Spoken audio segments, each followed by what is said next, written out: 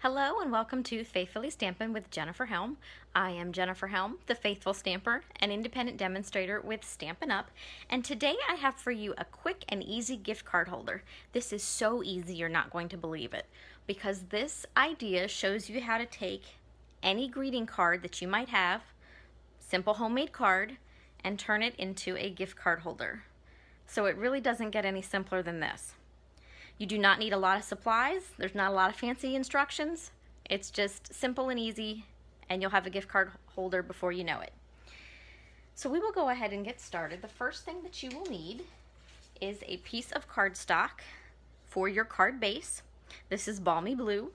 It is 8.5 inches wide by 5.5 inches tall, so half a sheet of cardstock, scored on the 8.5 inch side at 4.25.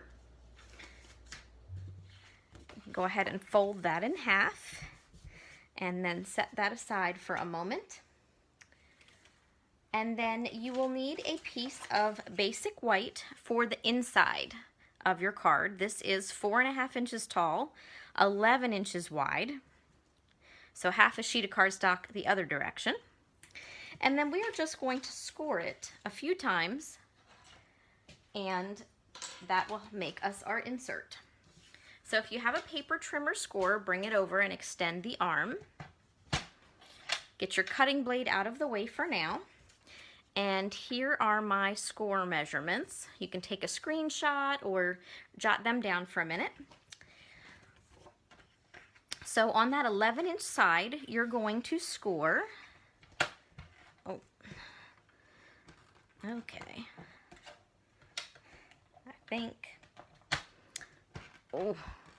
I'm having all sorts of problems tonight. I think my little lock got flipped and it doesn't want to open.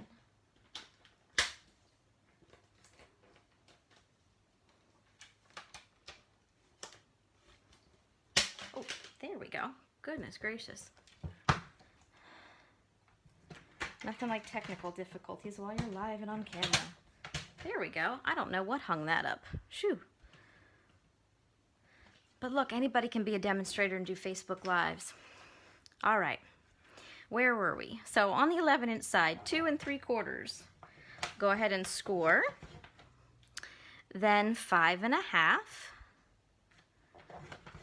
And then one last at 8 1/4. Now, before we put our trimmer away, we are going to turn this last panel into a gift card pocket. So what I need to do is just pivot the paper, and I'm going to need my cutting blade for this. I'm going to put this last score line here at the top, and then just angle the paper. There's no set angle. You don't need to measure down. Just whatever angle you're happy with. And then make sure you're lined up here. Go ahead and cut a little corner off, and you're ready to go. So now that my trimmer has embarrassed me on live video, we'll move on. Okay, so we're going to go ahead and decorate the card before we work on the insert. Part of the reason I do that is because it's easier to do the front of the card before you start working on the inside and start adding a little bit more bulk. If you come back to it, it's just a little more difficult to work with. So we're going to go ahead and put the front of the card together. And if you have a personalized stamp made with love or handmade by, go ahead and put that on the back of your card now, because it'll be really tricky to do it and have it come out right when you're finished. So I'm going to take a piece of designer series paper. This is 5 1/4 by 4. And this is a piece from our Peach Suite. I really like it because the Peach Suite, as its name would allude to, has lots of peachy pinks and beautiful prints, but it also comes with a few sheets that have blue. And so this balmy blue stripe was the perfect accent to my balmy blue card front. So now I'm going to bring over my Stampin' Pierce mat. The stamps I want to use tonight are photopolymer. So I want to have a little extra cushion underneath to help get a clear image. I also have a piece of scrap paper because I'm going to stamp off the edges of my die cut shape. Now I have 2 die cuts. This smaller one is going to be for my sentiment, and then this one is going to be for my main image. So I'm going to start with some Night of Navy ink and use my sentiment that says birthday wishes. The great thing about photopolymer stamps is you can see through them. So you can see your positioning, and you can also tell if you have enough ink on the stamp itself. I also have some Pear Pizzazz ink. I wanted something, a different color to help just add a little bit of color and dimension to the card. So I decided to take the tree branch from the Garden Birdhouses set. This is the set I'm using tonight. And so I'm going to use it to create a little branch for my birds to sit on. Now, I didn't want to leave too much blank space. So I decided to add a little accent up at the top. I'm just going to restamp my little tree branch, but this time only use the corner, or the end of the branch, I guess, and fill in the corner. So I like the effect. But obviously every tree branch needs some little birds. So I have two of the little birds from the set, and I'm going to make them look like they're having a conversation. This would be a perfect anniversary card because the two little birds look like little lovebirds. And with the photopolymer being clear, I can see perfectly where to line them up so they look like they're sitting on the branch talking to each other. So there is the front of my card. So I'm going to go ahead and glue these on. I have chosen to glue this panel with the stamped images on flat, and then I'm going to add my other panel with some dimensionals. The more dimension you give this particular card, the thicker it will be. Just FYI. So there's that. And then I'm going to grab my dimensionals and pop this piece right on the front of the card. And then we will get to work on the inside. So there's a sweet little card, but I decided it needed just a little accent. So I do have some of our elegant faceted gems. These come in 3 different colors. There's clear and this kind of frosted, I don't know if it's gold or champagne. It's a beautiful color though. And then these little crystal-like looking ones. And so I decided to put some of these on the card. Just a couple to accent and add a little something. So there we go. Front of the card's all done, ready to go.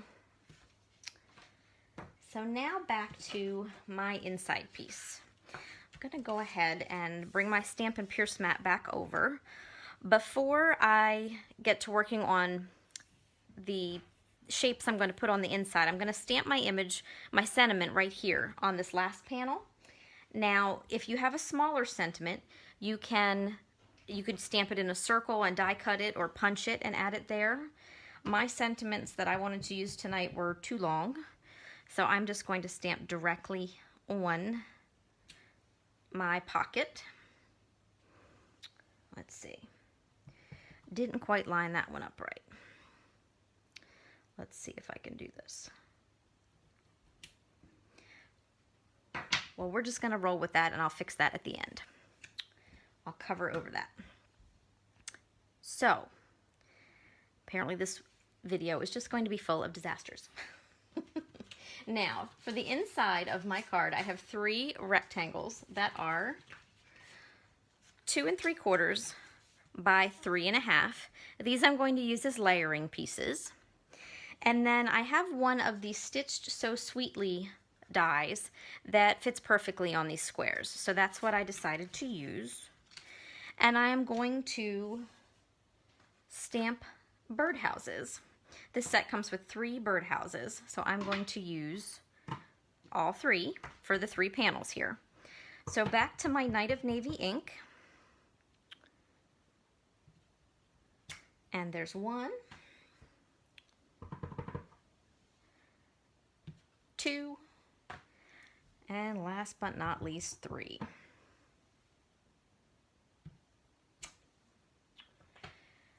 And then I'm going to put my ink away because at the rate this video is going, I'm sure to drop something in an open ink pad. Now I'm going to layer these 3 stamped panels on the rectangles before I glue them in the card. So for this, I'm just using my Stampin' Seal Plus, or I'm sorry, my Stampin' Seal. I'm gonna break out my Stampin' Seal Plus in a minute. The Stampin' Seal is a great adhesive for card making and scrapbooking. If you are making a lot of 3D projects, the Stampin' Seal Plus is just a little bit stronger and better for those. And I'll show you in a minute which part of the card I want to use that on.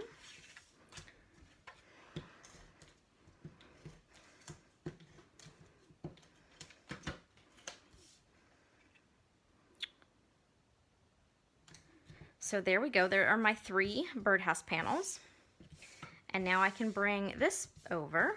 I'm going to go ahead and fold this just to give myself more of a visual reference. You just accordion fold this, right, left, right, and give it a press. And this, we basically made a W that we're going to glue on the inside of the card. So I'm going to flatten that back out. And a little trick that I like to do sometimes is I start with my panel in the middle, and that way I can match the panels on either side to the same height. Now I could also vary it and stagger them if I wanted to, but that's not what I'm going to do on this project.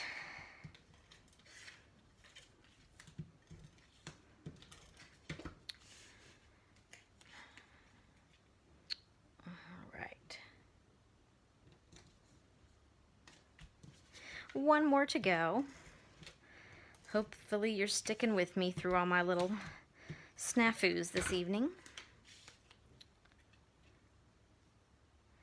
All right, last one. Now, only thing left to do is put this in the card. So bring over your card front. And you can see how now that we've got this all together, it's a whole lot easier to maneuver this as a whole besides trying to decorate it once you've got it glued in the card. So the first thing I'm going to do is put glue on the back of my solid panel. So this one here on the left. So I'm going to flip it over, and this is where I'm going to use my Stampin' Seal Plus, just because it has that little bit more of a grip. And I want to make sure this does not pull away from the card.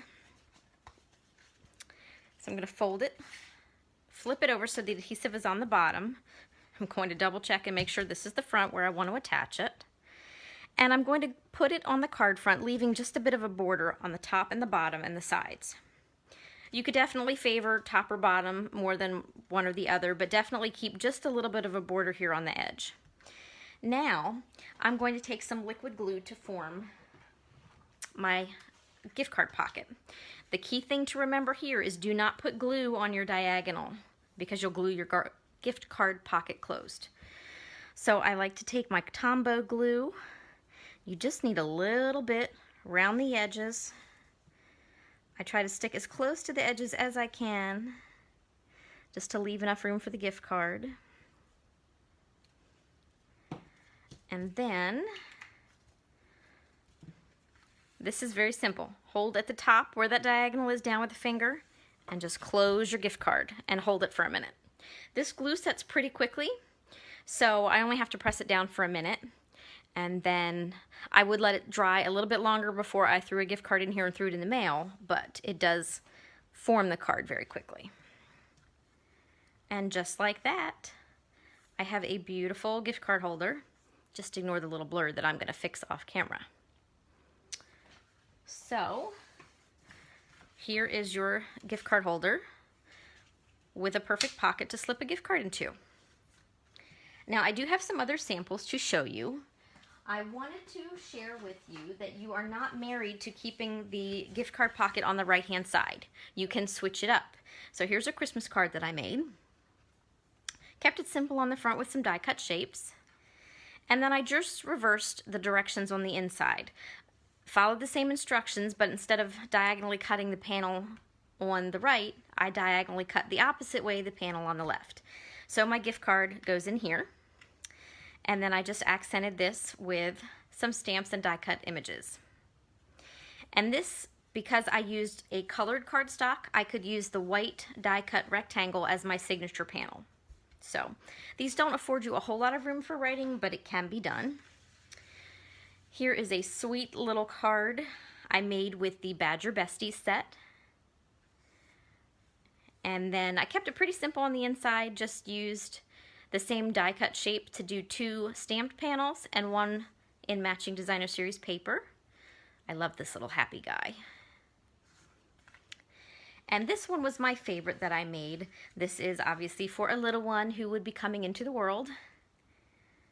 And then I used the set to add some stamped images on each panel and some additional stamps here with my message. So there is your quick and simple way to turn any greeting card into a gift card holder. I hope you enjoyed learning how to make this technique tonight. If you do not have a consultant that you are currently working with and would like to see a copy of our current catalog, please feel free to get in touch with me through my website at thefaithfulstamper.stampinup.net, or you can reach out on Facebook at The Faithful Stamper, and I'd be happy to send a catalog to you. Thank you so much for watching. Happy crafting.